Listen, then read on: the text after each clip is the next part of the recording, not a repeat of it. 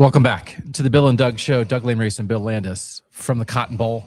Ohio State season is over with the 24-14 loss to the Miami Hurricanes. Bill Landis, how surprised are you that this is how the 2025 Ohio State football season ended? I don't know that I'm terribly surprised. Coming into the game, I think I was, somewhat confident that Ohio State would be able to work around what looked like a bit of a disadvantage at the line of scrimmage, especially Miami's defense up against Ohio State's offense. I don't know that I anticipated at times how much Miami's offensive line was able to kind of control things. And it didn't happen the whole game, but it happened in key moments. But the fact that it kind of came down to Ohio State not being able to block them, I don't think is a shock. Well, I think I'm shocked that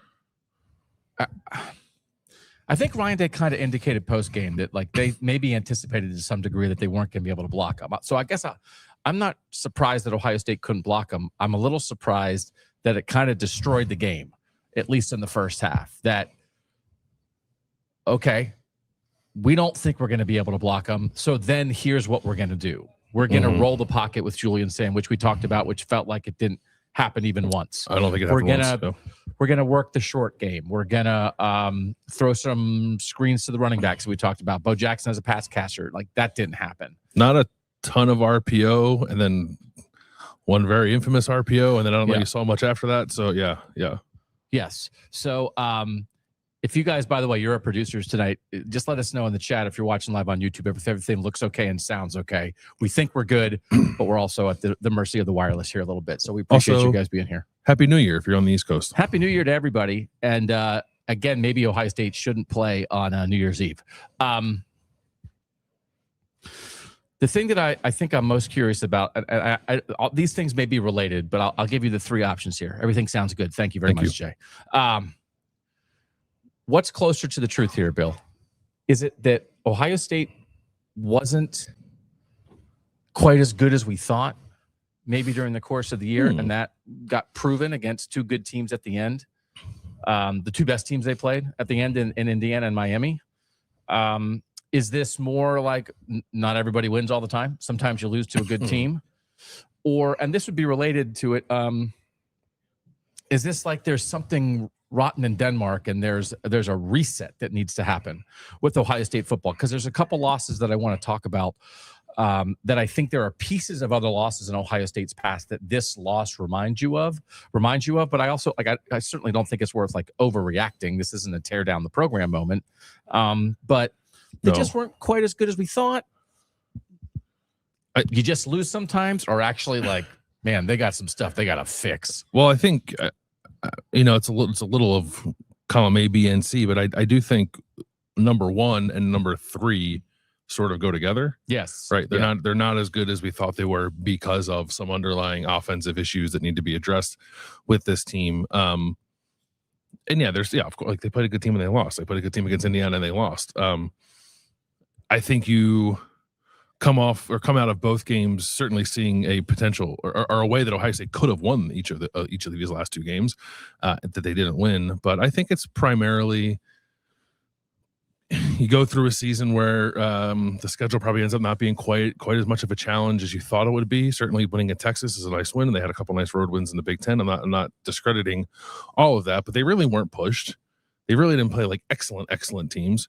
And then when they did, some things got exposed. So it could be one of those things where, had those games happened earlier in the season, maybe there's time to adjust to those things that got exposed. But Ohio State didn't really have that benefit. So I think in the end, you have to say, they weren't quite as good as we thought they were. One of the things that that came up a little bit in the postgame, I thought the postgame with Ryan Day did not go. We did not get a lot of information. It's just a difficult setup. I was disappointed in myself. We didn't get to push enough on some of the stuff. But Austin Ward did ask about the idea of Ryan Day sort of saying during the course of the year, we'll be able to put the pedal down when we need to, right? And I think that's an offensive discussion, and I think it means tempo, but it also means attacking a little bit. I think it means more attacking, being on the front foot. Yeah. And the idea that Ohio State wants to play slow to keep snaps off their guys during the course of a season, it's a reasonable explanation, but that's not the issue anymore here. And so, a lot of our people on Substack and in comments and Ohio State fans that we interact with have brought up the idea that, like, when you are a talented team and maybe you slow the game down a little bit, you open up things to variance, right? And the fewer possessions there are, the more impactful a pick six is. Of course. If a pick six, how many possessions did Ohio State have offensively in this game? 1, 2, 3, 4, 5, 6, 7, 8, 9, 10. Okay, which is about what they have most games, right? If you have 14 possessions, that's just like 4 more chances to make up for things, right? To make up for mistakes. And so when you have Jeremiah Smith and Carnell Tate, and you certainly have, guys like Max Clare and Will Kazmarek you can throw to, and Bo Jackson has become an explosive running back at times. They kind of never got there. And Ryan Day, in his answer to Austin's question, like, it was like, was it that you never had the pieces you needed to be able to do that, to be able to really attack and go and put the pedal down? And he said, no, it's not that. But he said, like, you kind of have to evaluate it. He said a lot of the ends of his answers to questions today were, we have to evaluate that. The slow offense thing as a strategy to get through a season is one thing, but it felt like something like that then winds up hurting them in a game like this. Do you think that's true or no?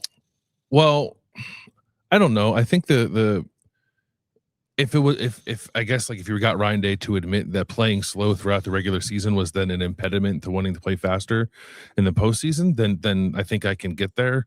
They're not the only team that plays so slow. Miami plays super slow.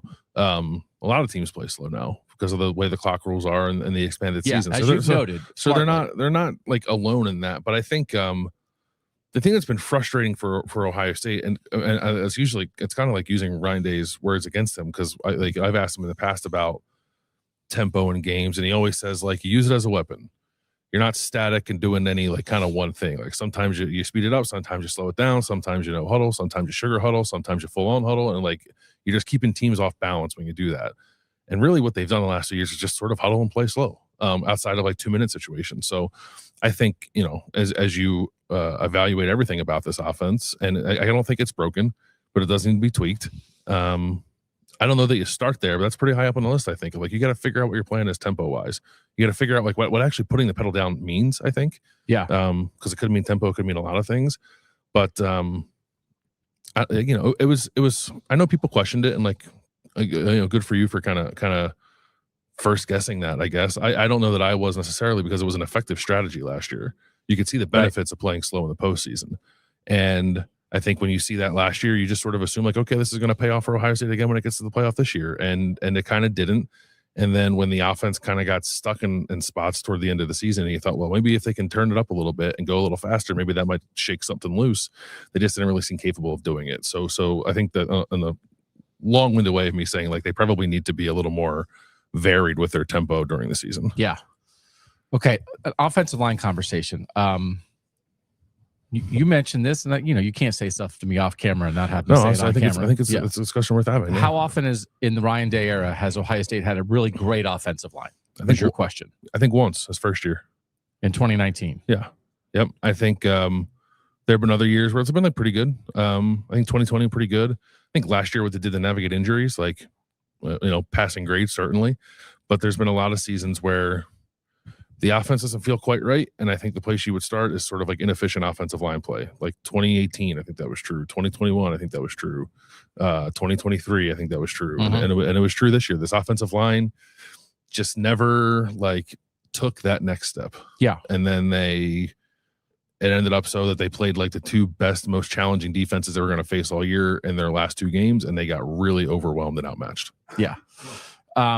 There's been recruiting questions on the offensive line for a couple of years at the end of the Justin Fry era. Maybe that came home to roost to some degree. You wind up with a transfer right tackle in Phillip Daniels. You wind up with a left tackle in Austin Serbelt, who's not really a natural tackle and did a fine job this year, rising to the occasion, playing out of position.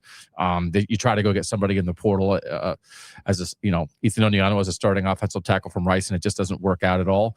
You took a swing on your offensive line coach. Yeah. Like, it was a bit of an unorthodox decision to hire a guy to coach your offensive line who hadn't done it in a decade. He played the position, but he hadn't done it in a while. I'm not and I don't think Tyler Bowen's job is in jeopardy. I don't think You don't really scrap a guy after 1 year unless it's really dysfunctional or just glaringly obvious that it's the wrong fit. And I don't think that's where we are with Tyler Bowen. But the jury's still out, I guess, on whether or not the decision to hire a guy who wasn't an offensive line coach to coach your offensive line was a good idea. And the early returns, I guess, aren't tremendous. So this is one of those, Ryan Day and Matt Patricia were standing and talking outside the Ohio State locker room for a while after the postgame interviews, and just watching them sort of, I don't know what they were saying, but just like that's a good point about tempo too. That saying needs more playing time. Like, play faster, you get more plays for Julian saying. Oh, you get more experience, and you get put in more situations.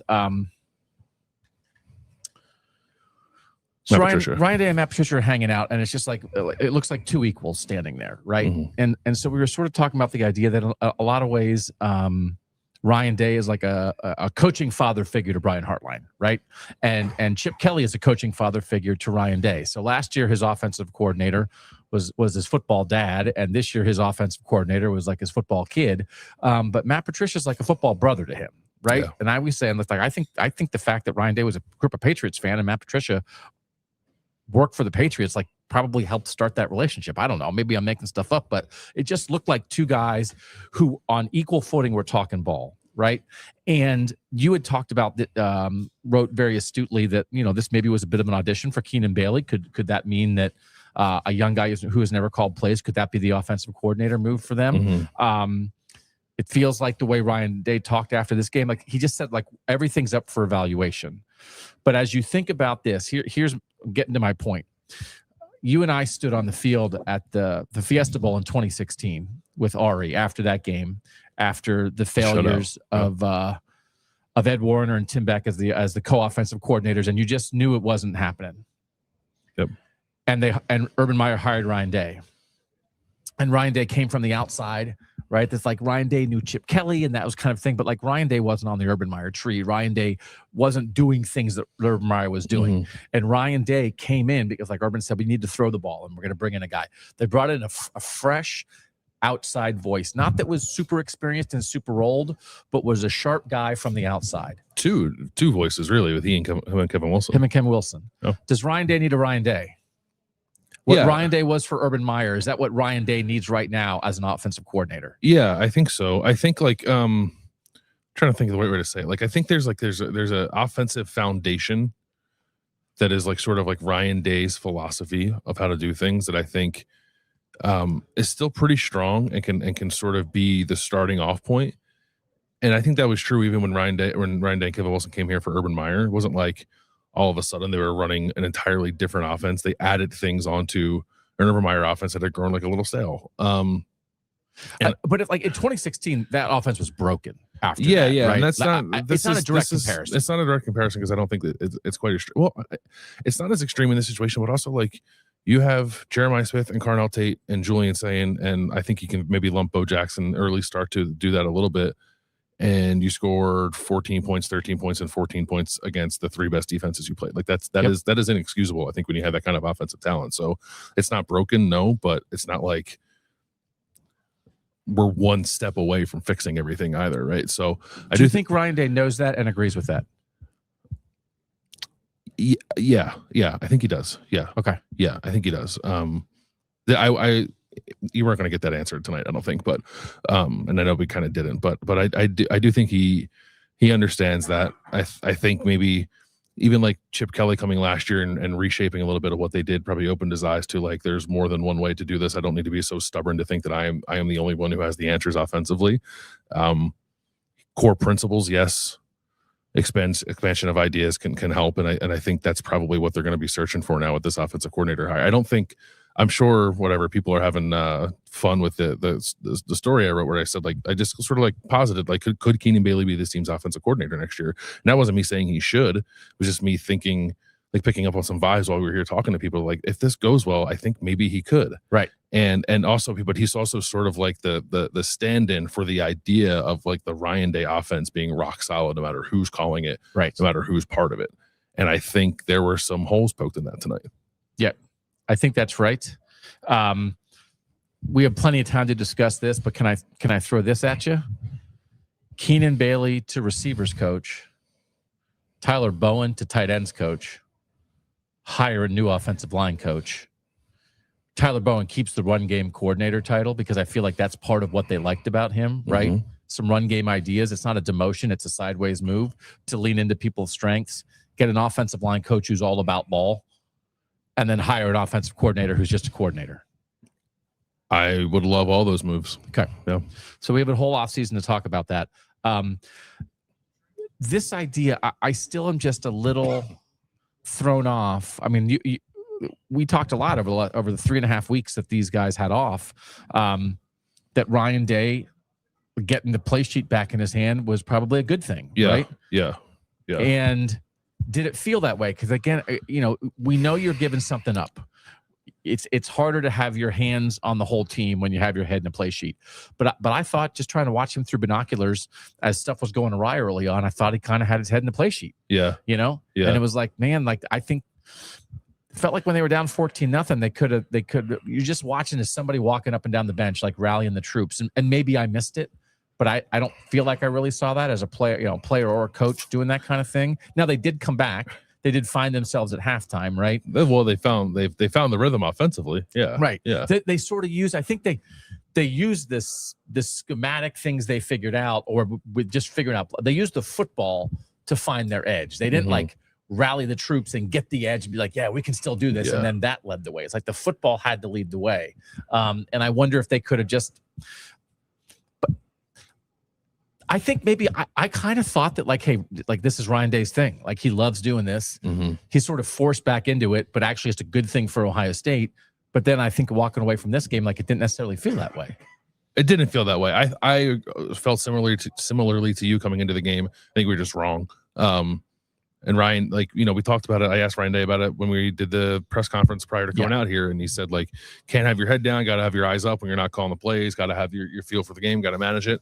I don't know that I felt like he really had his finger on the pulse of things. I actually think, like, starting from the 2-minute drive at the end of the first half, like through basically the entire third quarter, he did have a pretty good play calling rhythm. They did, but the game management thing did not seem to show up even late. Like, I don't know that you get passing marks necessarily for how the clock was managed as Miami was trying to run the game out. I think maybe that could have been handled a little differently, but you're also like trying to anticipate a shot at a game-winning drive too. So maybe, not surprising, I guess, if the result of this is just coming away thinking like, okay, it's hard to do both.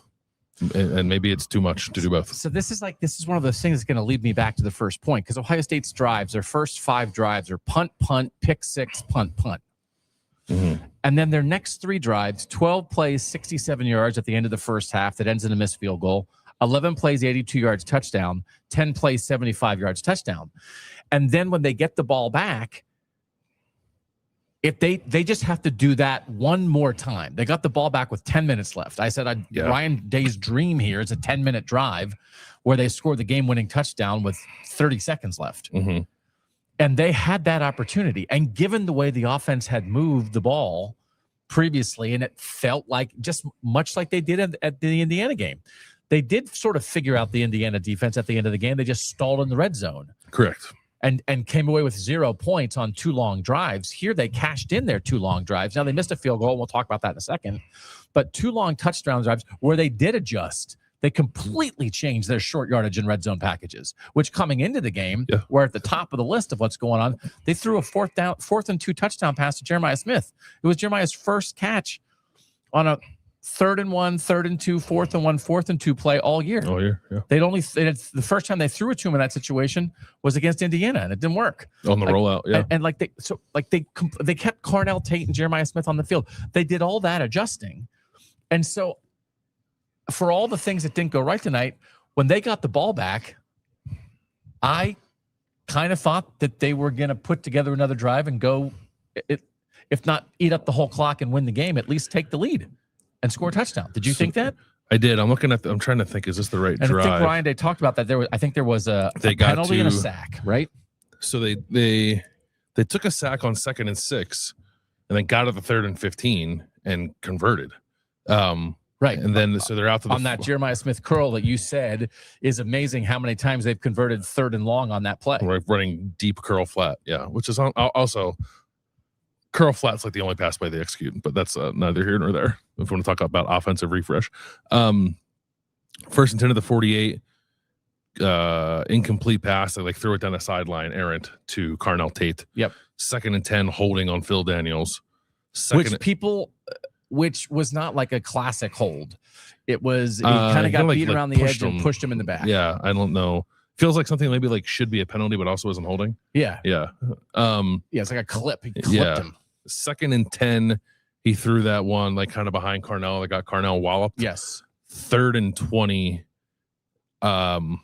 Julian scrambles, and as he's scrambling, decides at the last second to just throw it laterally to CJ Donaldson, right. and they lose. Yeah. So it wasn't a sack, but it might as well have been. Right. So, and then you wind up back. So you wind up back in a situation where you figured it out a bit. You're moving the ball, and then Ruben Bain beats Phillip Daniels, which is going to happen sometimes. Mm-hmm. But because you're kind of like in a spot, now you're kind of up against it a little bit, and then your defense doesn't get a stop at the end, which we'll talk about. But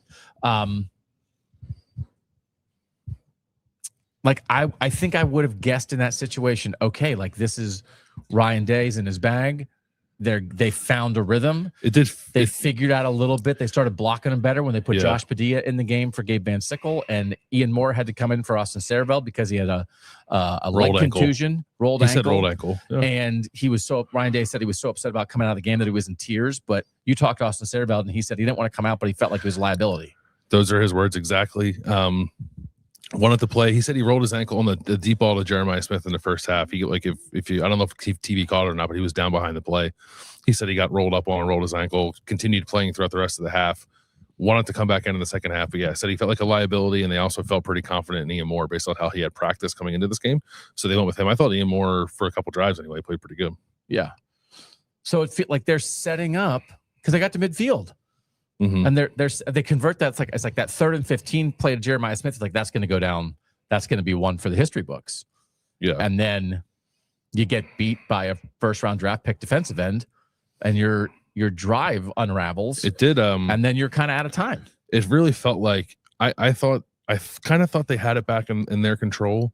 I wasn't 100% convinced they were going to win, but it felt like they were going to at least maybe go and tie it up and was going to come down to something late.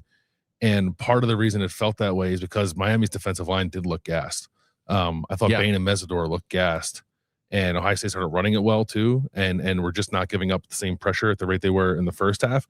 And then like Ruben Bain summoned something within himself for like one last I'm Ruben Bain kind of play, and that holding penalty that resulted from it kind of like ended the game for Ohio State.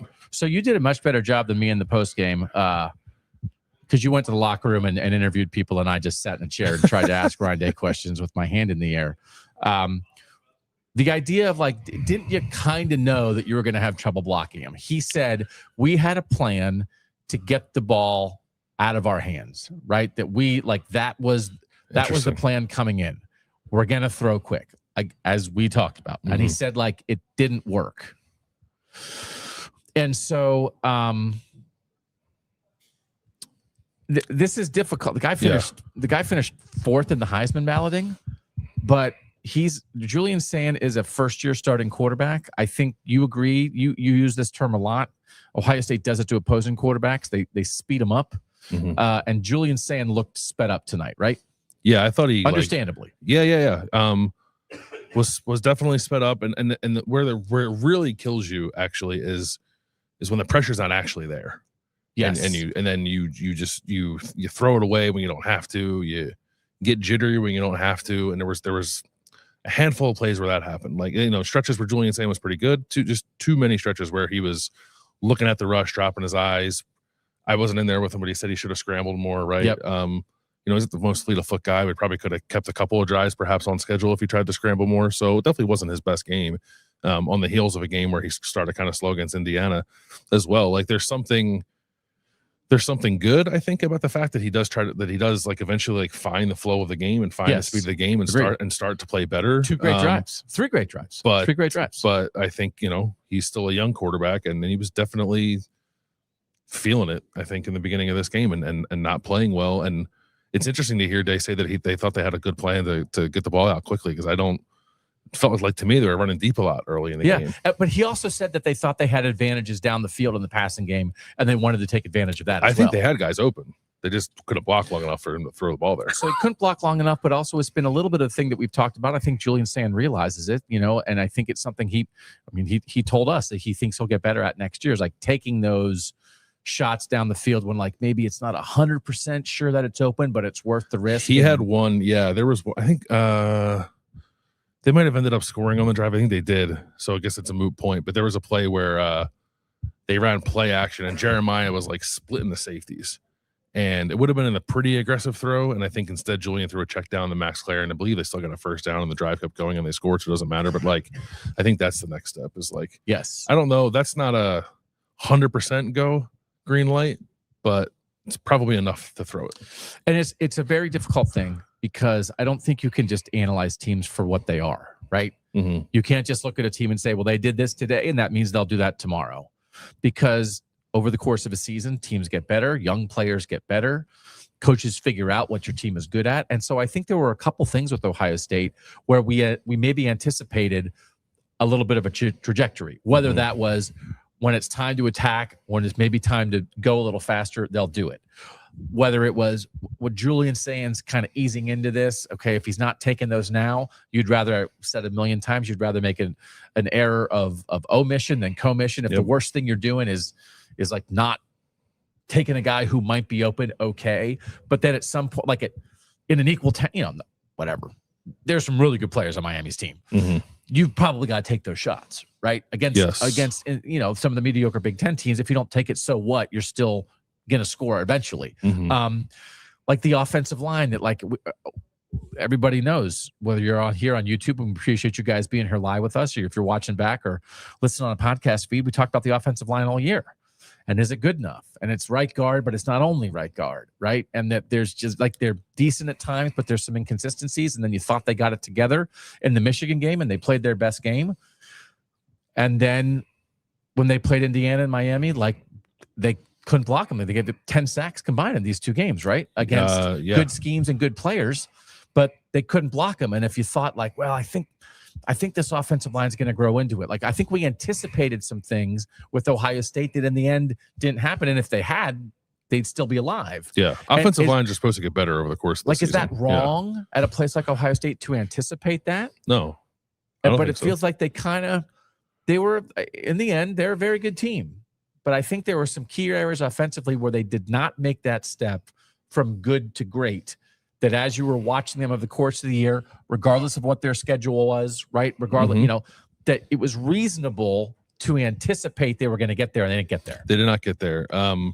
Tried to ask Tyler Bowen, who I talked to in the locker room, like a little bit of bigger picture, like where do you think this is going kind of stuff. And he didn't really want to get into the future so much after the game. Whatever it's earth, like he did on, like they did not play well enough in either of these two games. He kind of echoed Day. He said they thought they had a good plan. I said, like, did you underestimate your matchups? And he said, no, I don't think we did. So that's confirming we kind of thought we couldn't block them and we had a plan for it. Yeah, I think so. But it wasn't like, I don't think they came in thinking like, we got this, we can block these dudes. I like, at least that's not like the impression that he gave me. But, okay, but I think that's reassuring. Whatever they devise to combat that mismatch and that difficulty clearly didn't work. Yeah. So the other hard thing about this, it's very difficult, but I think it's correct, is Ohio State's best player, arguably the best player in college football, a guy who caught a 59-yard pass and felt like, okay, here it is for Ohio State.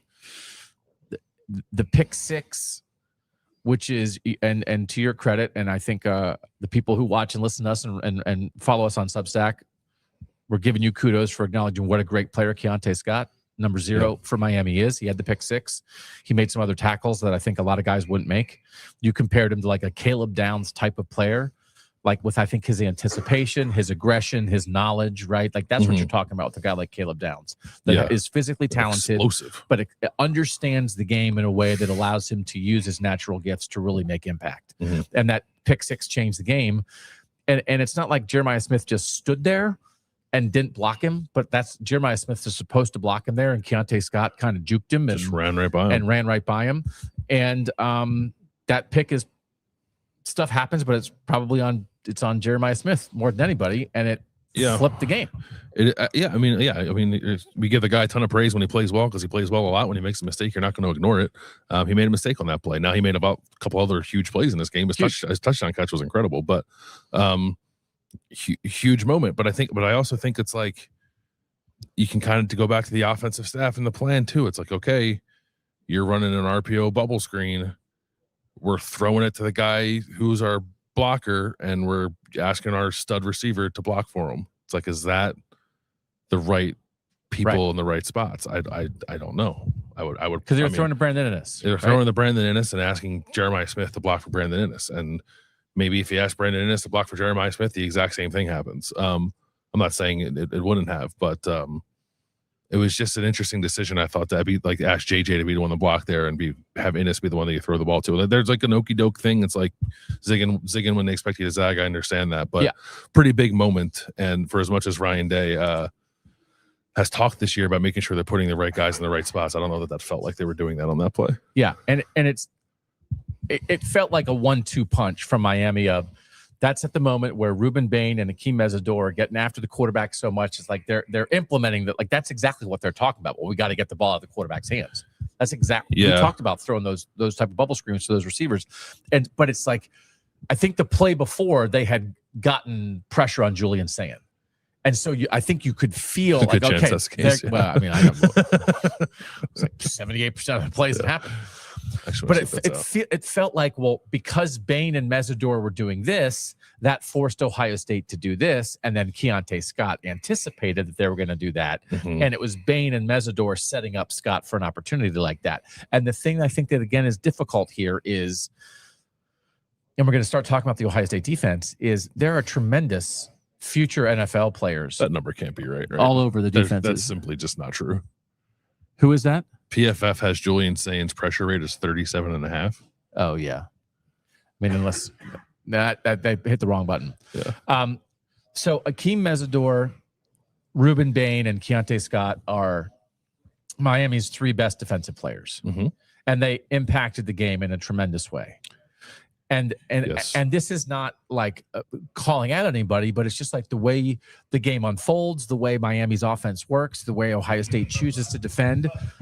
It didn't feel like Caleb Downs and Arvell Reese and Sonny Styles impacted the game in the same way. I thought Caleb Downs might have. Caleb Downs forced 2 fumbles, right? Or no, he forced 1 fumble, had another play where he hit Malachi Toney pretty good. Yeah. I thought you felt Caleb out there.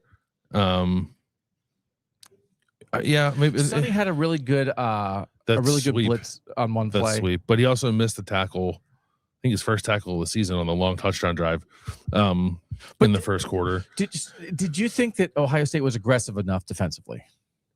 And you talked to Matt Patricia in the locker room after the game. I think their pressure packages just didn't work. Yeah, I think they changed some stuff up. There were some passing downs where they were lining up Kenyatta Jackson and Caden Curry inside with the tackles outside of them, and then Arvell Reese on the edge, like to get guys one-on-ones to create some mismatches, and like they just didn't get home.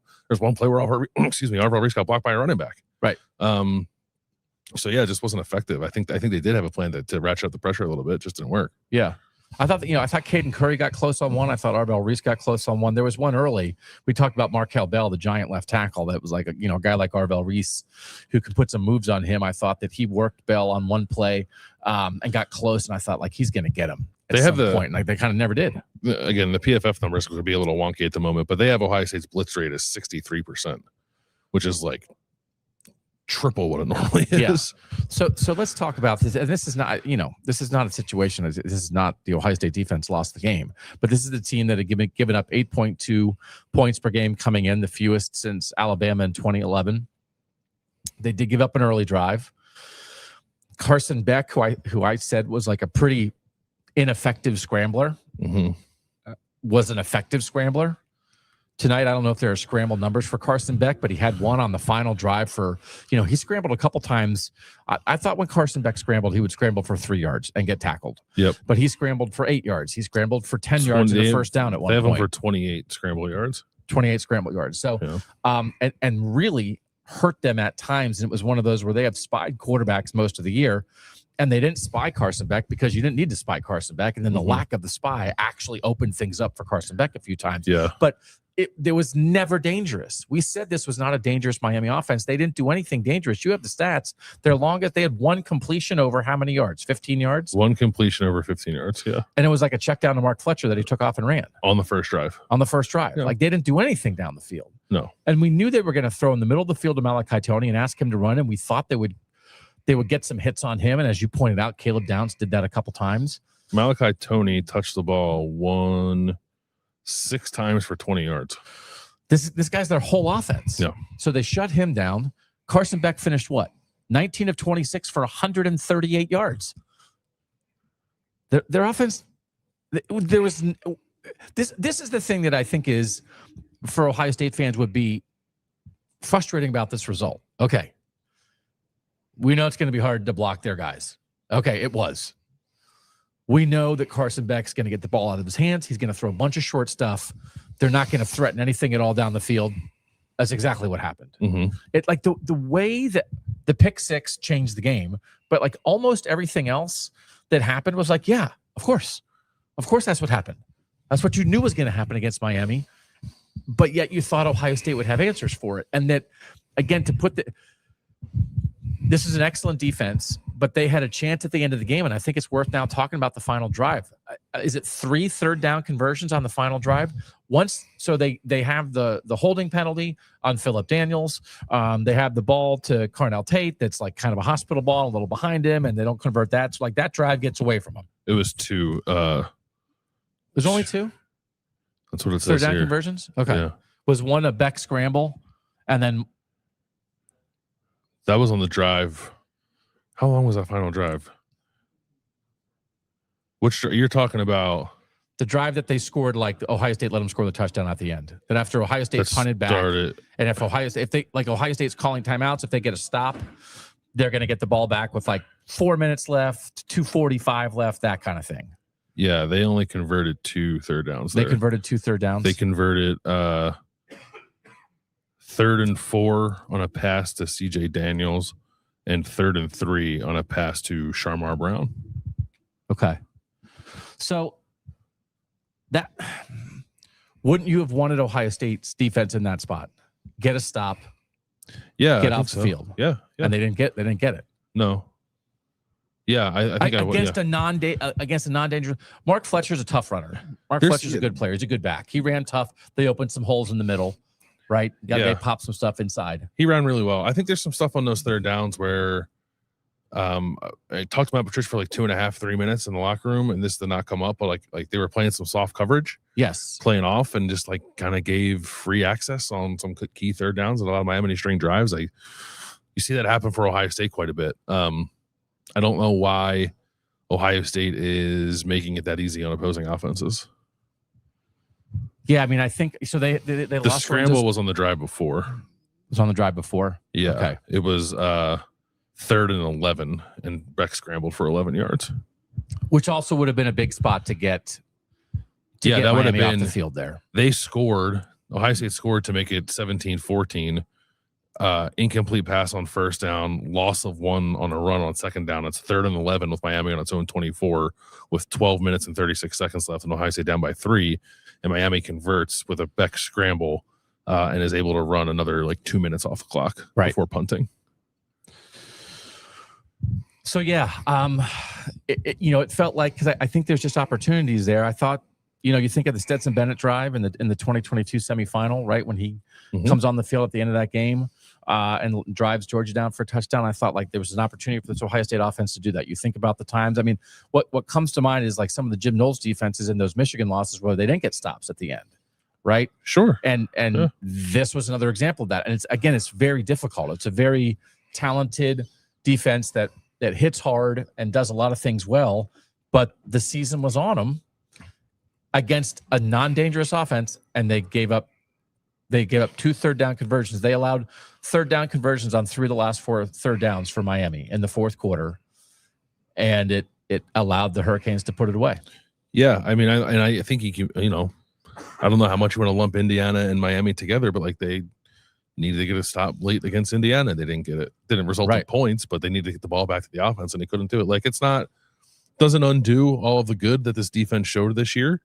Doesn't undo, I think, the warranted excitement about Matt Patricia being the defensive coordinator and how much of a revelation that was for Ohio State this year. And certainly there's a lot of defensive talent for Ohio State, but everyone's got to kind of do their part when they're put in the spot to do it. And really, like, kind of nobody did that, defense included, for Ohio State in this game. So Ohio State missed a field goal, which was no surprise. I don't know that it changes the game that much. I thought the fact that Ohio State put that drive together at the end of the first half was a bigger deal than the 3 points. And I didn't think it was a huge difference in the moment of, are you down 14-0 at the half? Or are you down 14-3?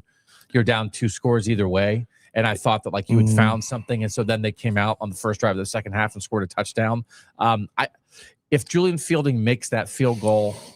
Jaden Fielding. Oh, yeah.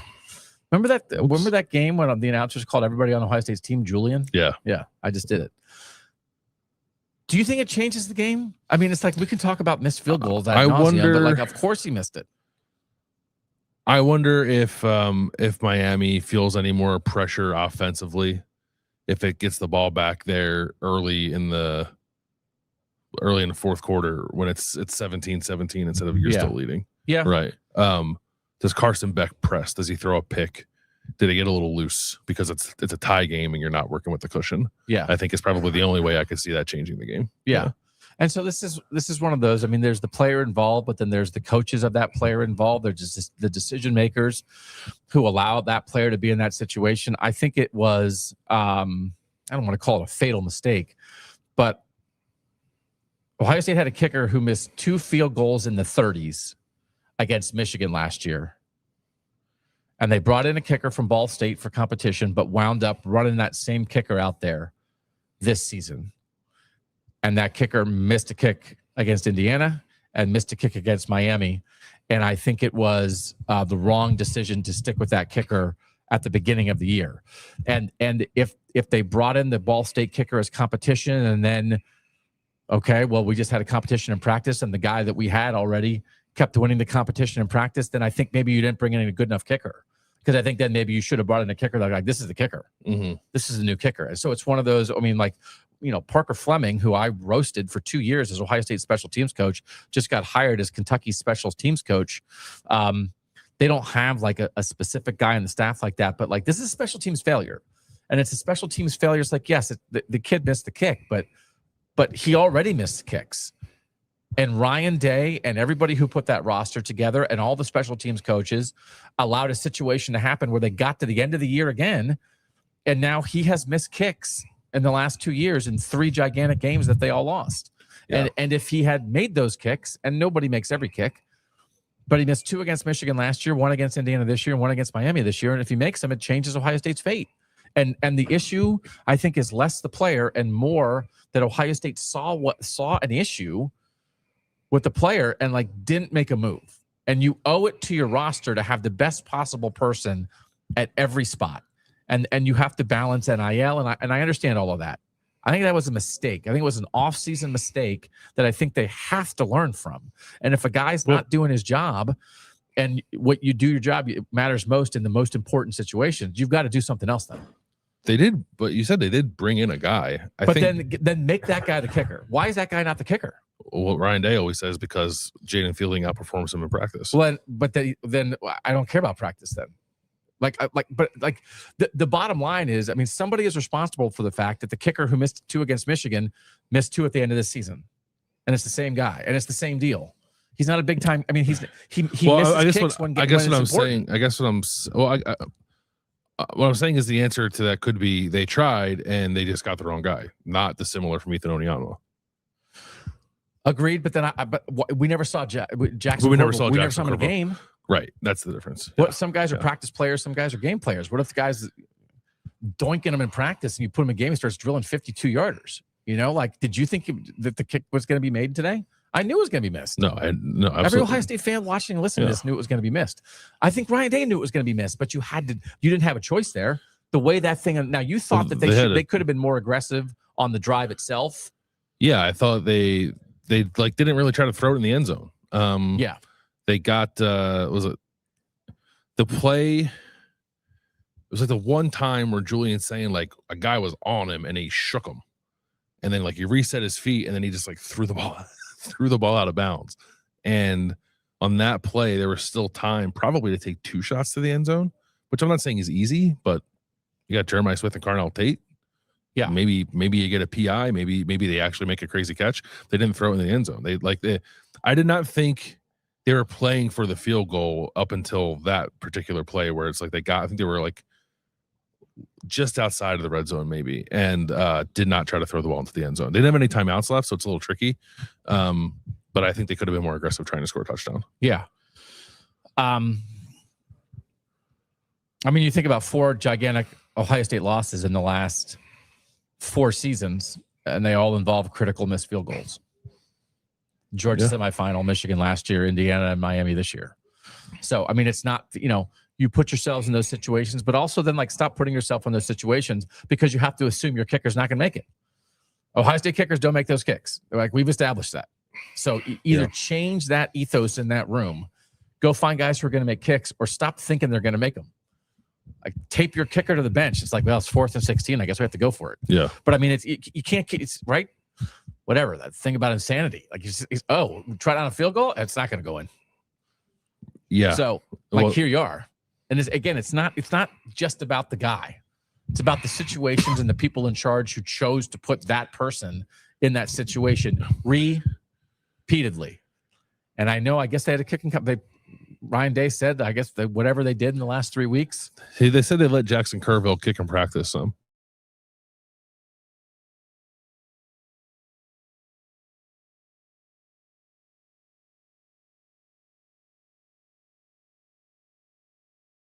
With us if we apologize if the wireless is getting a little loose there. Because they did it at right guard, right? I mean, I don't know this. We've had Happy New Year.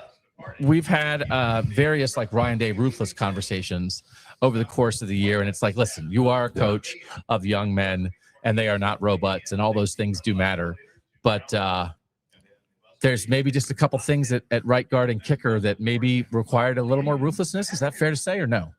Because you wind up in a situation. Because the guy they put at right guard to start today got his butt whipped and they took him out of the game. Yeah, but it's because it took them 13 games to make a change at right guard when it was an issue all year. And if you would have done this in week 7, maybe that guy would have been more prepared by now. I think he might still have gotten his butt whooped. Yeah, I don't know. I've thought the entire time I've covered Ryan Day that the ruthless Ryan Day thing was a little like misguided and misplaced. I don't really know what it means. Oh, I leaned into that crap. Because sometimes he throws deep on 4th down. Yeah, I don't know. I just their evaluations were off in some key spots this year. Yeah, personnel wise. Yeah, I think in this age of college football, you're probably a little more susceptible to that now. Yeah, I think that's true. There certainly are people, and this is one of those like, Ohio State didn't win the national championship. Everybody stinks. Everything's on fire. Not true. Nick Saban got waxed in a national championship game by Clemson one year, and you just in a playoff where you have to win 4 games, that's many more opportunities to lose along the way. And if this was the old era of the college football playoff, this game wouldn't have happened, and Ohio State would have been playing Georgia in a semifinal. And so last year, the structure saved Ohio State and allowed them to win a national championship. And this year, the structure made the path more difficult for Ohio State, and they wound up not getting to the spot that they would have automatically been in a 14 playoff. There are certainly people in the chat saying, listen, they beat Michigan, which I do think was beating Michigan the number one thing that Ohio State had to do in the 2025 season. Yeah, I think so. I think that is still true. So that was a mission accomplished. And then what happened in Michigan then? I can't even remember. The program exploded. So like that is in a very different place, right? And I do think Ohio State is in its most dangerous time when it is neither competing for national championships nor beating Michigan. which was why the situation with Ryan Day after the Michigan loss last year was so dire. Mm-hmm. But they have won a national championship. They are still currently the reigning national champions, and they beat Michigan this year. So I like on a scale of 1 to 100, like how much of a fire is this right now that Ohio State came out and lost to Miami? Oh, low. Like I don't know, like a 20 something. Yeah, I think that's probably right. And last year after the Michigan loss, what was it? A million out of 100. Yeah. Okay. Yeah. So I think that's important to say, and that's fair to say. And I do think like somebody was noting, listen, I not that they would be, but it's like Ryan Day was not kicking the wall that we saw. Maybe he was kicking the wall in the locker room after the game. I don't know. Yeah. But someone said like they don't look like devastated, right? And here's the point of this. Of course they're devastated, but I think if you don't know what happened, if you're like what happened, what are we gonna do, right? That I think that's been. As we've talked about many times, I thought the lowest point for Ryan Day was the 2023 recruiting class when Caleb Downs went to Alabama instead of Ohio State, and they had just lost to Michigan. And I think at that time, in that era of NIL, where Ohio State was, Ryan Day was particularly upset because he didn't know what they were going to do. Mm-hmm. He didn't know what the answers were. And do you think it is true, and would it be your opinion from observing it, that whatever needs to be fixed right now is pretty fixable, and the steps will be taken to fix it? So if the offense is a little stale and could use an injection and needs to make sure, maybe they do have to push it a little bit more and make sure they take advantage of their skill players. Do you think that's going to happen? Yeah, I do think it's going to happen. I think I don't have a name for you for offensive coordinator, but Brian Daboll, I have a name. Yeah, we'll see if the NFL wants to recycle him or not. But I think he'd be an interesting hire for sure. Somebody of that ilk, right? And like he doesn't have to have 3 Super Bowl rings or 2 Super Bowl rings, but the offensive version of Matt Patricia. Yes, that's what they're looking for. So I think, and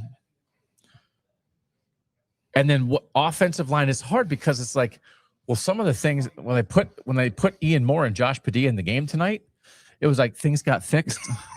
Bill just pointed at Doug Peterson and said, "Go Birds" in his head. When they put in Ian Moore and Josh Padilla in the second half, Ian Moore in because Austin Cervell was hurt, Josh Padilla because it was a rough night for Gabe Van Sickle, things got a little better. And Josh Padilla and Ian Moore are both going to be around next year. So, like, do you think that was a little bit of what I talked with Austin Cervell, and I said, like, just, I know it's hard to, like, talk about this in the aftermath of a loss, but, like, just how do you feel about the room and, like, where it's going and bouncing back from this? He's like, we got good guys coming back next year. And he was, like, kind of, I followed up with, are you coming back? And he said, I'm not sure what I'm going to do yet. But he was sort of, like, talking about, like, he's going to be one of those guys coming back next year. But then it was like, yeah, Padilla, Moore, maybe Carson Hinsman, Luke Montgomery's coming back, Phil Daniels is coming back. Like, I'm not saying all these guys played great this year. They certainly had their moments where they did not play great, including tonight. But I think there's also a reason to think, like, develop, maybe reshuffle the staff like you suggested, and bring in a different offensive line coach. Like, there's definitely a path forward for this offensive line to get better. Because you definitely, I mean, you could,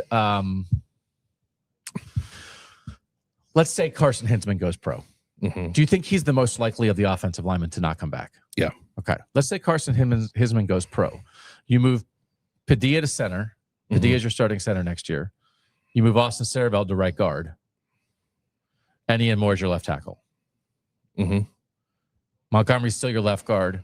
Philip Daniels is your right tackle. If you want to bring somebody in, if you want to add one guy in the portal as a guy who can play guard or tackle, and, like, if he wins a job, so be it. But I don't think you're in a desperation mode like they were this past offseason when they felt like they had to go 2 starting tackles in the portal, and Ethan Onyonwa and Philip Daniels, and they got one, and the other one didn't work out, and Austin Cervell stepped up. You would say it feels like that needs to get better, but a lot of the answers might be in the room. Yeah, I don't think unless Austin Cervell goes to the NFL, I don't think they're going to add anybody in the portal. Okay, at least not a starter.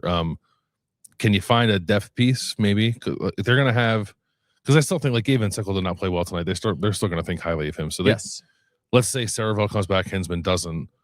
They probably have 6 there with Daniel Cervell, Montgomery, Padilla, Moore, and then Van Sickle. maybe you go try to find a 7th or something like that in the portal if you need to. But there's like they like Jake Cook, right? I don't know. They like Justin Terry. So I really think like you more or less know what this offensive line room is going to look like next year. Yeah. Do you think there's a big jump out there for Julian Sand? A big jump? A big jump. Yeah. I think there's his starting point's incredible, right? Like his accuracy, the ball placement, the fact that he can make all of the throws. I think his processing is really good for a young guy. It's not perfect. But there's some playmaking stuff I think you need to tap into, scrambling, play extension, all those kind of things, continuing to develop a feel for the game, continuing to figure out how to play when you are heated up a little bit. So yeah, I think there's a pretty decent sized jump you can make. You cited Carson Beck's scramble numbers. Do you have Julian Sand's scramble stats from tonight? Because it is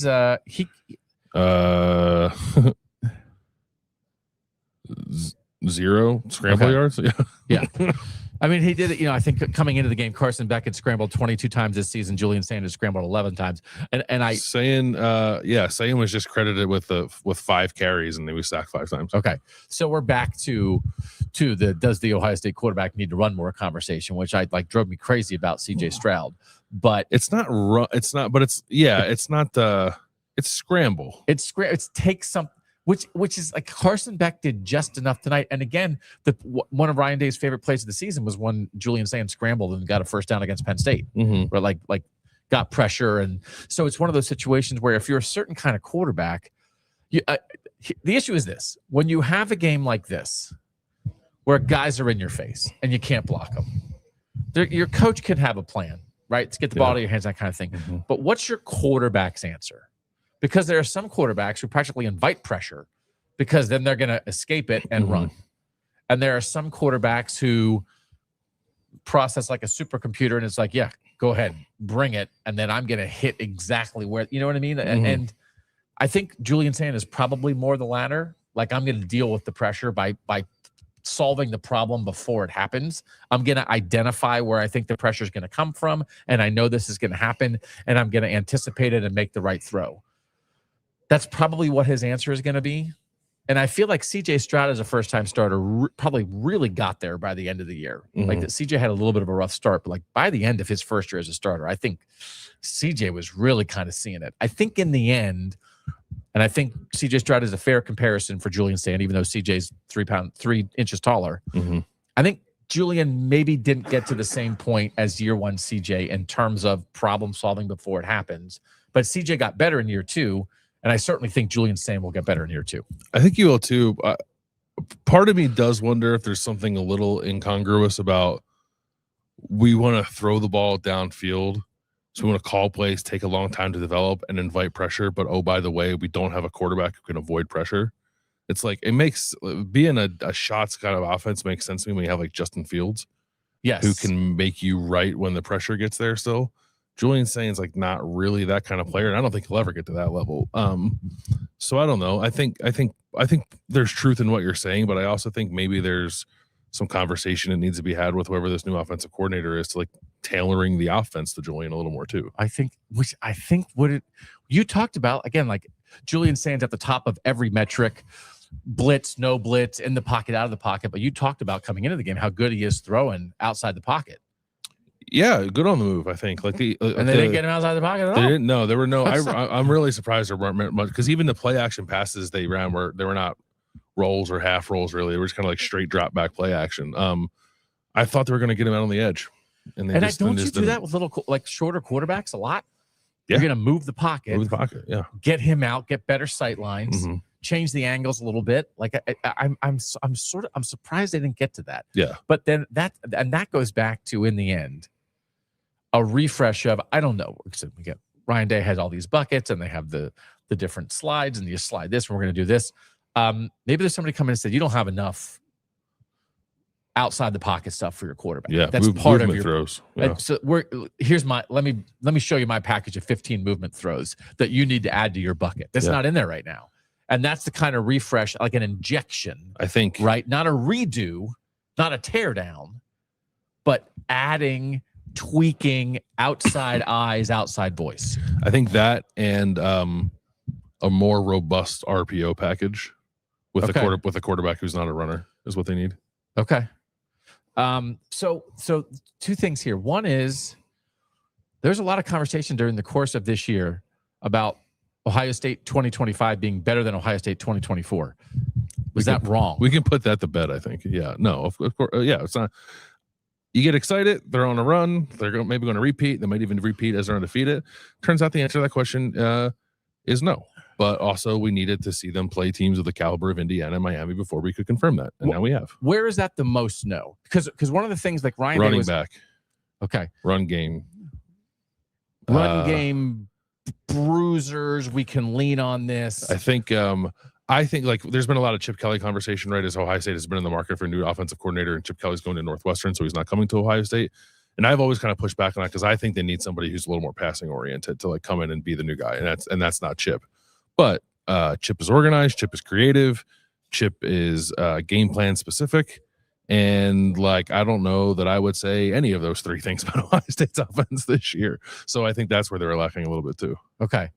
Offense, because like Ryan Day was talking about, like, had these offensive line injuries tonight. That's one of the questions he was asked post game. And he said, we had injuries last year with Seth McLaughlin and Josh Simmons, which would be, you would look and say, are even more devastating than Tegra Shabola and Austin Sareveld, and they found a way last year to figure that out. And I do think I think it, like, Justin Fry in the end was, they were better situationally last year too. Justin Fry in the end was not a great recruiter at offensive line, but he was a pretty good, I think, once you had the room and you had to solve it and piece things together and like create a cohesive five out of the spare parts that you had and get those guys to play their best. I mean, he did a great job with that last year, right? Yeah, I think Fry is like a solid coach and a bad recruiter. Which is why he's in the NFL. And Tyler Bowen might be a solid recruiter and an iffy coach.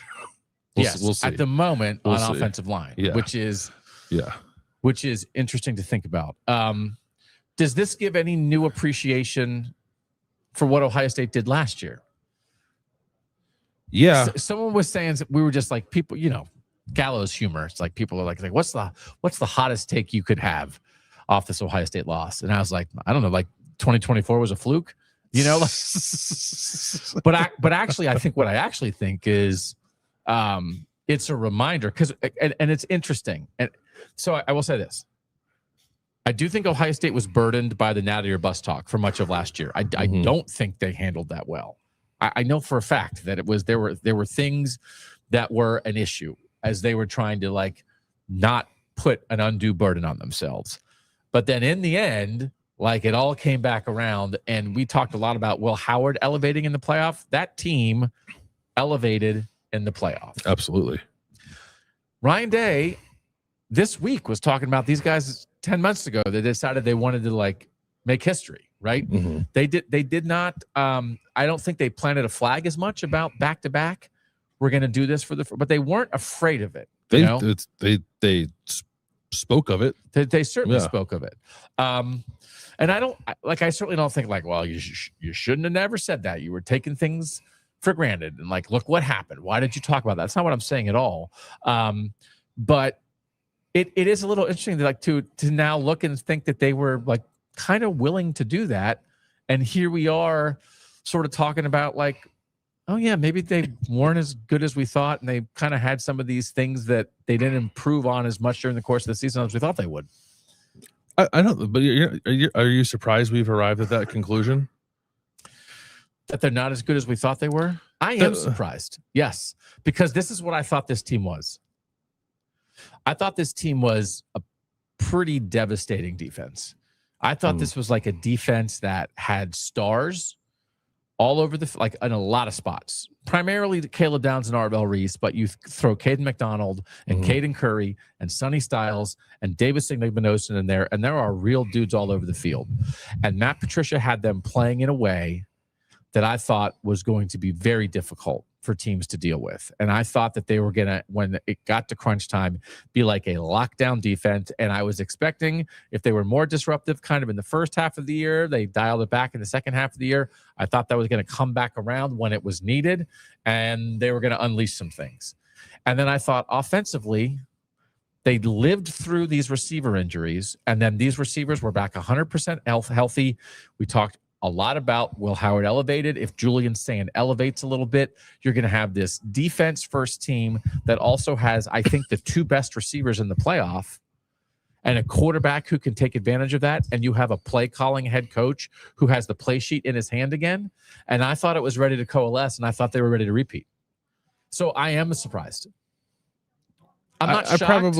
I'm surprised. I probably felt that way pre-Indiana. Okay. And a little less so after that game.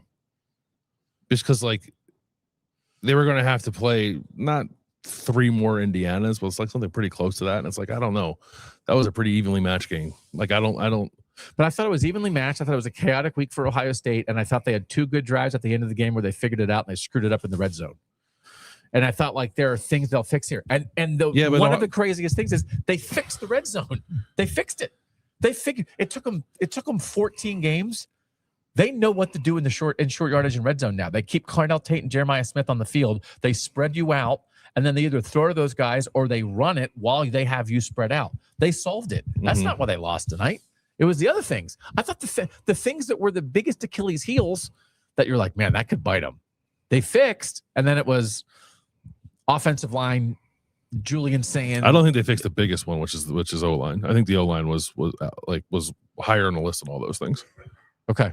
Handling that pressure, was higher than anything situationally, and they didn't get that figured out. But I guess I am surprised that given 3.5 weeks, they didn't just say we accept this, we know it's going to happen, and here's what we're going to do to combat it. We're not going to block them. We're going to do this instead. And they said they had a plan for it and it didn't work. But I'm still not sure looking at it. It's like, oh, we want to get the ball in the quarterback's hands. And it's like, I don't know. Again, like it didn't, there wasn't the RPO stuff. There wasn't the screen game to the running backs. There wasn't as much of that. There wasn't moving the pocket and letting him get out and hit the tight end for 9 yards on a rollout, like kind of stuff that I just thought would be part of that. And it wasn't. No, it wasn't what happened. I know their plan kind of stunk. Yeah, and it is kind of it's really, I guess, is it the first time of the Ryan Day tenure anyway, like going into a playoff game with an extended layoff that like they didn't like kind of come out rocking and rolling on offense, right? Which is why I'm sitting here surprised. Yeah. No, I'm surprised. I guess I'm surprised by that, but I also feel like a little foolish for assuming that like everything's fine. Yeah, Hartline's doing 2 jobs and they take play calling away. And of course, Ryan Day can manage the game management piece and picking up calling plays again. And it's just like there was probably some part of that analysis that was pretty off base. Do you think we underestimated Miami?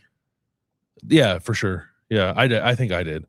I don't know if like I didn't watch the right stuff, like because I wasn't watching Ohio or Miami week after week. They were more of a force on the line of scrimmage than they were maybe underestimated. Their offensive line in the run game did get some stuff done. They're moving them a little bit. Yeah, they can't throw it.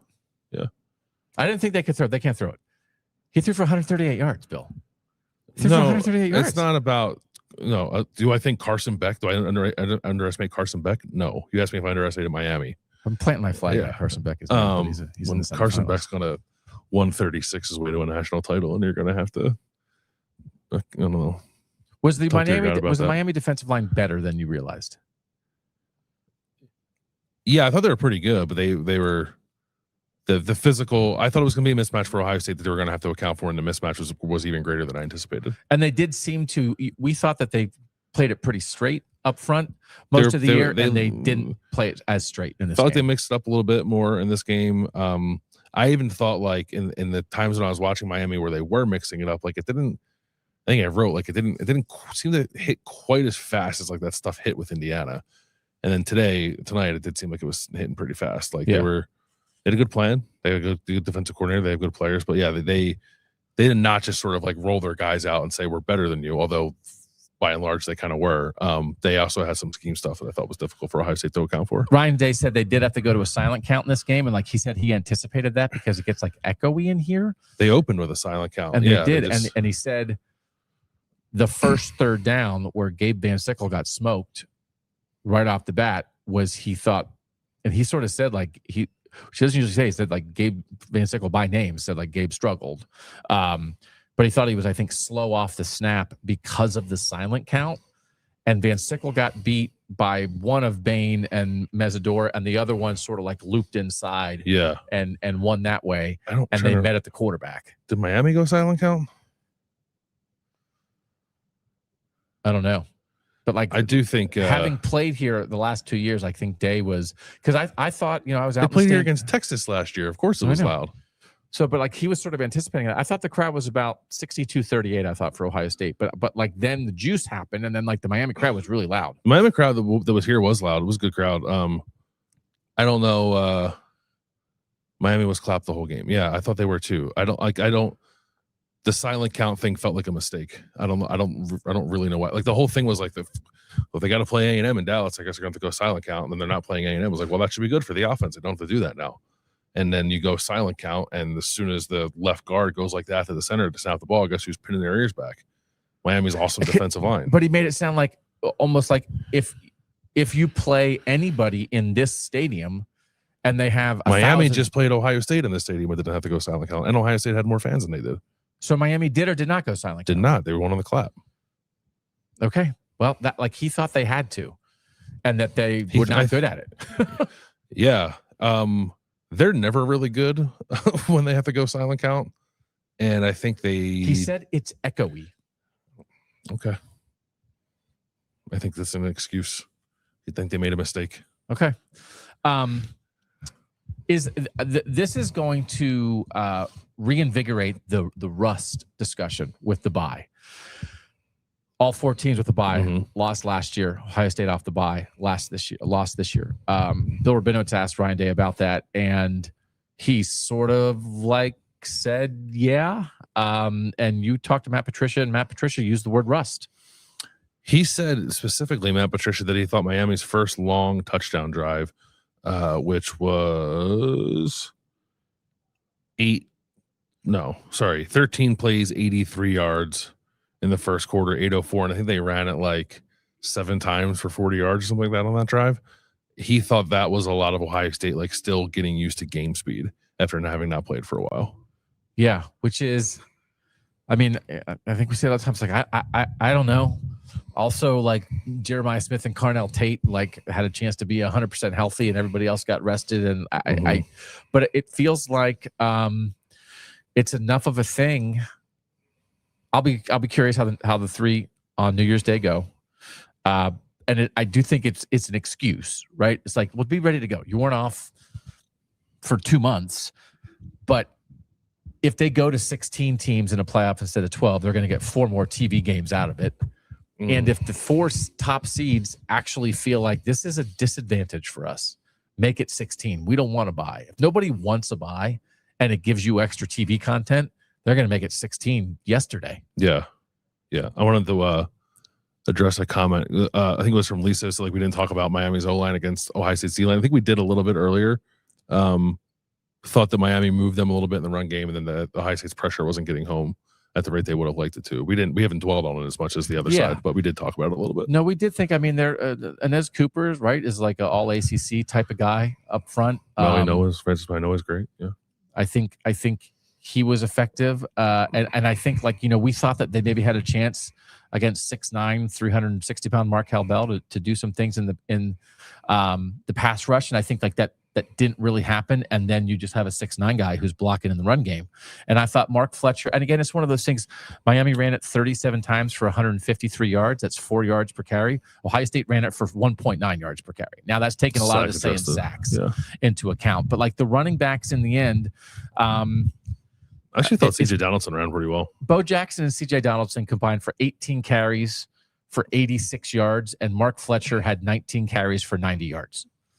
So it's a little bit of a wash. Basically, the running game stuff was a wash, and Mark Fletcher. It felt like again some of the Miami games when Donovan Edwards, or the Michigan games where Donovan Edwards was popping stuff at the end because Ohio State was trying to sell out because they were behind and they had to get a stop, and then all of a sudden there's a lane and now you're hitting a big run. Yeah, the big runs for Miami had 5 runs of 10 yards or more, and 3 of them were in the fourth quarter. Yeah. So I thought Mark Fletcher did a good job of getting like 4, 5, 4, 6 instead of getting 1, 2, right? And he allowed them to move the chains. And then Carson Beck's throwing 5-yard passes. Mark Fletcher's getting 5-yard runs, and it's enough to put together a couple scoring drives. They were and Miami was 7 of 14 on third down, so they converted 50%, and their average yard to gain on third down was, I think, about 6 yards, and Ohio State's was like almost 9. So Miami did a slightly better job of staying on schedule. Miami's drives, though: punt, fumble, touchdown, punt, field goal, punt, touchdown, end the game. So like, it's not. They had 1, 2, 3, 4, 5 drives that ended not in points, and 3 drives that ended in points. Like, it's not. No, Ohio State, like, success rate wise was better than Miami. Rushing success rate wise was better than Miami. Leverage rate, which is like how often are you in passing downs, is about the same. I don't know, like, for as much as we're talking about Ohio State's offense, like, overall, I think you can make the argument that Ohio State's offense like outplayed Miami's offense, but Miami's offense was obviously a little more opportunistic with that last drive. Yeah. So I mean, it's Ohio State goes down 7-0, and they come out and they respond immediately with a 59-yard pass to Jeremiah Smith, and it's like, okay, this is how this is going to go, right?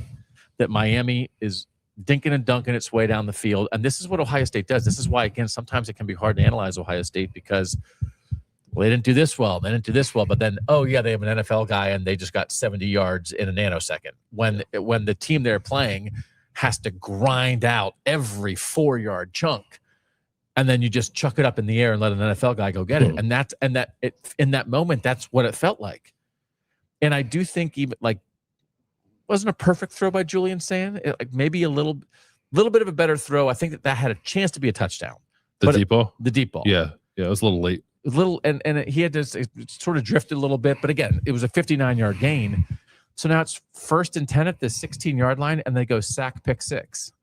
And the sack should have been a touchdown. Julian missed Max Clare. That's where he makes Max Clare. Yeah. Okay. So, but again, you wind up in so the sack, as I said, I think leads to we're not protecting. We better try to get the ball out of his hands, and now Keiante Scott jumps it. But that when you start a drive with a 59-yard pass to the best receiver in college football, you probably think you're going to score a touchdown on that drive. A lot of times Ohio State does. I think I actually don't know, but I would imagine their rate of finishing those drives that have those home runs with the touchdowns pretty high. So if that's 7-7 instead of 14-0, it's a completely different game. But they also didn't. I guess I was wondering, like, you hit a shot and you go tempo. They didn't really do that either. But also Austin Sarabal got hurt on that play, so maybe that's why they didn't. Okay, they didn't do that. But I think they had him though. They had him. They had the shot and they had the guy open in the end zone, and Julian let the rush speed him up and took a sack. Yeah. So, in the end, how will this Ohio State season be remembered in your mind? I don't know. That's a good question. I saw some people reference it and almost like not as this season, but like as this 2-year block, right? Of them winning the national title last year, coming back this year, not losing in the regular season, beating Michigan, and kind of tying it all together. So I think maybe in that way, this team could have won a national championship. I want to make sure I say that. I'm not all of a sudden saying I actually thought Ohio State stunk all along, and this is proof of it. They could have won a national championship. And repeating is hard, and I don't know the next time we'll be in this position with Ohio State chasing a second straight national championship. So I think there's probably going to be some regret in that way too. So I guess it just depends on how you choose to look at. Do you look at the singular season and feel pretty bummed out that Ohio State didn't repeat as national champions, or can you look at this 2-year body of work and say boy, they won a lot of big games. I know they didn't get it done in the end of this one, but if you tie in this year's Michigan win with the run they went on last year, opening the season by beating the number 1 team in the country, there's reasons to be pleased with it, but not 100% of the way, obviously. The 16-game stretch of the 4 playoff games last year and the 12 regular season games this year is practically as good as it gets. like maybe the best 16 game stretch in Ohio State history. Yeah. And it is bookended by 3 losses. Mm-hmm. By the Michigan loss and now the Indiana Miami loss. Mm-hmm. And so I think what I'm going to write for our Substack is there are just bits and pieces of various Ohio State losses of the past that are wrapped up in this loss. But I think one of the things is the 2013 season where Ohio State is going through undefeated, and you think Ohio State is setting up to make the national championship game, and the Buckeyes lose to Michigan State in the Big Ten championship game, and then they lose to Clemson in the Orange Bowl in a game that they cared about and mattered like that. And they just got beat. They couldn't cover Sammy Watkins, and Braxton Miller got hurt, and all those things happened. And it was, I think in the moment, it's particularly difficult because the 12-0 built you up into thinking this team was something. And then you lose the last 2. And it is a bit of a shock to the system of all the discussions we're having now of were we wrong the entire time, or were we right the entire time and this national championship caliber team blew it? But then I think when you step back from it and it's not the build up and then you got shoved off a cliff and you're just maybe looking back and thinking about this team and that they made the playoff and they did beat Michigan. I wonder, and this is up to fans create this history and this legacy.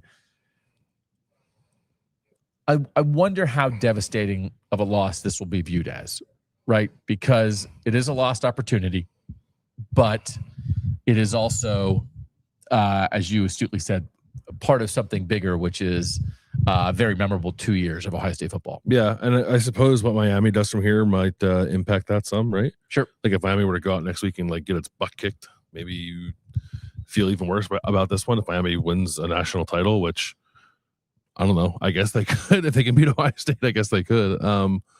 Then Ohio State fans won't be celebrating that, but at least makes this loss perhaps a bit more easy to swallow. So I don't know. I think this will be one. I think this will be a season that's going to maybe take a little bit of time for people to actually figure out how they feel about it. Yeah. And part of that is the changing nature of college football too, right? Is we try to process everything in the sport differently. I don't know. I did like the comment that said this season will be remembered for all the money that I won betting on Ohio State unders. So, nice. Which we got another one today. So yeah, congratulations. And I do think, I think how Ohio State reacts to it will matter, right? And I'm very interested in that. What is the tenor of the offseason after this? So, and again, there's parts of so many losses in this. In 2006, when Ohio State got to the national championship game against a team from Florida and couldn't block 2 NFL defensive ends, it was sort of a signal of the arrival of an era where Ohio State couldn't compete at the highest level, right? That was the beginning of something. Mm-hmm. And then it happened again. They made it, in 07, and then they didn't win the bowl game in 08. And it was sort of well, they're beating Michigan, but something's missing, right? And it was a shock to the system, but it was the start of something. And it took them a while. They actually kind of, I think on some level, never got out of it in the Tressel era. That sort of became the defining thing in the end is it was a big deal when they beat Arkansas in the Sugar Bowl because they finally beat the SEC. But when they got shut out by Clemson, 31-0 in 2016, and I think there are some pieces of that here, they immediately dispensed, as we said, with that stale offensive staff and reset and kind of ushered in this new era of Ohio State football. And so that was a very disappointing loss in the moment. But I think it did not have the legs of the 06 loss, right? Because of the way they reacted to it. Yeah. And so, and then you think about, how did they react to losing the last 2 games in 2013? They won the national title in 2014. So I do think we don't yet know how this season will be viewed, because what happens with adjustments to the program in this offseason will matter, and what happens next season will matter. Mm-hmm. And it will affect how we view this season. And if this season winds up being they got loose at the end of the year, sandwiched in between a national championship and another great year, then this is kind of they weren't quite as good as we thought, then they figured it out, right? Yeah, yeah. If this is Ohio State hit a peak with a 2024 national title and then hit a little bit of a wall, the sport flattened out, and Ohio State didn't play for a national championship again for another decade, then this is going to be viewed as the beginning of something. Sure. right? So we don't know that yet. My guess is more the former than the latter. I don't think this is the beginning of a 10-year run of Ohio State not being able to compete at the top of the sport. No, I don't. I certainly don't think that either. And honestly, I don't. If I did, I don't know that I'd say that to people. Hey, anyway, Happy New Year! It's over. Yeah. But I don't think that's the case. Yeah. And I think there's we have to see what happens with the roster too. Like, they're obviously Jeremiah Smith is coming back and Julian Sain is coming back. Like, there's an opportunity for, like, if Caden McDonald and Kenyatta Jackson and Jermaine Matthews and Carson Hinsman and Austin Saraveld, like, this continuation of this, like, not core group that won the national title in 2024, because a lot of those guys are in the NFL now, but, like, still some tentacles reaching back to 2024 next season. Or it can be practically like a clean break and like an entirely new slate too. And like however that shakes out, I think will impact sort of the vibes of the offseason too. And it is, I think it's, and we'll let you guys go to sleep, but we appreciate you being here, hanging out. They reset completely after last year. Like, you couldn't, they like had 6 starters back, or like they had 3 starters back on defense. They had a few more on offense, but they had a new quarterback. They had new running backs, right? They lost Emeka Ibuka. They lost Donovan Jackson, right? They lost so many, and they lost 8 starters on defense. And then, I mean, and I've learned this over 20 years of covering Ohio State. Like, there's always somebody next, but like, especially Arvell Reese and Caden McDonald, when you think of what they were last year and what they are now, if they both go to the NFL, they will be incredibly missed. But it's like, well, what if Edric Houston and Riley Pettijohn are like, and why wouldn't you think that? Now, you can't assume it, that the next guy behind Arvell Reese is going to be a top 5 pick in the draft. But they already had an incredible reset off a great team, and they were the number 1 team in the country for much of the year. Yep. So I know we'd seen some comments on our Substack and some, it's like they're going to lose a lot. Of course they are. They might add a lot. But I don't, I don't think Ohio State's going anywhere. They might add Chaz Coleman. I mean, everyone thinks they're going to add Chaz Coleman. It's Ohio. They might add awesome. Rasheem Biles. Okay. Is that a thing? It's a possibility. All right. Now you're cheering people up. Rasheem Biles is an incredible pit linebacker. So he's in the portal. You saw that today, right? No. Yeah, he went in the portal today. Yeah. Oh, that guy's a shark. That guy's awesome. Yeah. Okay. From Pickerington. He's from Pickerington? Mm-hmm. Okay. Oh, he's coming here. Okay. We're grateful that you guys let us hang out with you. Sorry to Ohio State fans that the season ended in disappointment. We will continue to sort of break down what went wrong, what's fixable, what needs to be fixed, how they can fix it, what the roster is going to look like. We will do all of that here on YouTube and on your podcast feeds. We will do even more of that on our Substack at billanddougosu.substack.com. Mm-hmm. We are just grateful that after kind of a crazy situation for us, that we even have the opportunity to be covering this team in a situation like this. And the only reason we can do that is because of the passionate fans who care so much about the Ohio State Buckeyes. And we know a lot of you guys are hurting tonight. So Happy New Year. Ohio State season is over. The Buckeyes fall to Miami 24-14. And we will catch you guys soon. For now, he is Bill Landis. I'm Doug Lesmerises.